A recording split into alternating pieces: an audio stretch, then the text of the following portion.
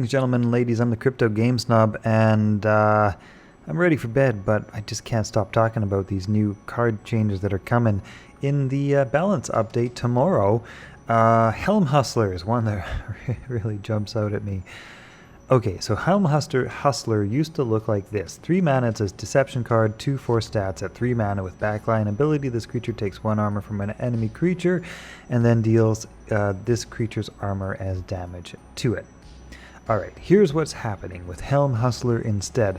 The new text looks like this. Backline and roar and ability. Roar and ability. I think that's important, so you can do this every turn. Still, steal an enemy creature's armor and add it to this creature.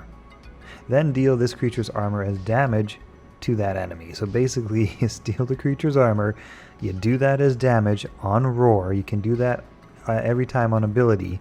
If this card is on the table and not cleared, which could potentially become very difficult if this creature happens to steal a decent amount of armor, even though a lot of creatures have had their armor reduced quite a bit.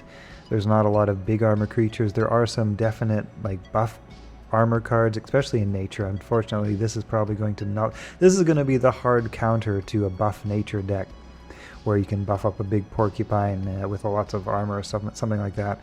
Yeah, if you're playing against Deception, you're probably going to want to expect this card to come down. This card could become extremely difficult to deal with, as it sits there with the ability to steal your opponent's armor every time your opponent's armor drops, and just make this creature bigger and beefier and stronger each time. It's still going to have backline, which is crazy. Backline and armor.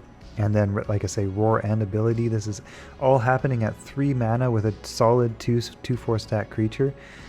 Anyway, so the price of this card has spiked from 26 cents up to 72 cents, about 40, 50, nearly 100 cards buying and selling, trading. I think I think that this could become a meta in and of its own right. It's a very, very interesting and potentially super busted change for Deception only, of course, because Deception loves to have these really dirty techniques for winning the game. Yeah, so basically, if you're a buff nature deck, no, you're out. You're out if you're playing against any sort of Helm Hustler Deception deck. It's not going to eliminate buff nature from the meta entirely, of course, because there's all sorts of other gods to play with. But against Helm Hustler, man, you could take your entire big buffed creature and make him your worst problem on the board. Something like a spiny porcupine, right? Give this creature 4 armor, right? Spiny porcupine could become one of the least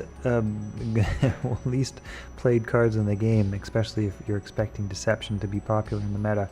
Like I say, Deception is only one of 4 or 5 gods. 5 gods? 5 gods. So, you're not always going to run into this. But yeah, that's an interesting change for sure.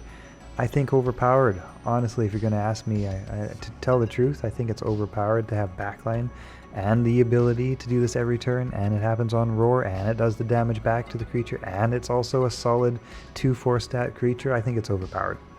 You could potentially buff this up with Dark Knives or something like that.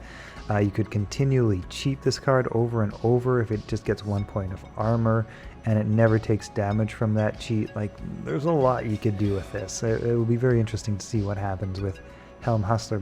I think it's actually very appropriate for this card as far as the idea of it, though. Helm Hustler, though, right? Because constantly stealing bits of armor and adding it to his own self. I dig the concept.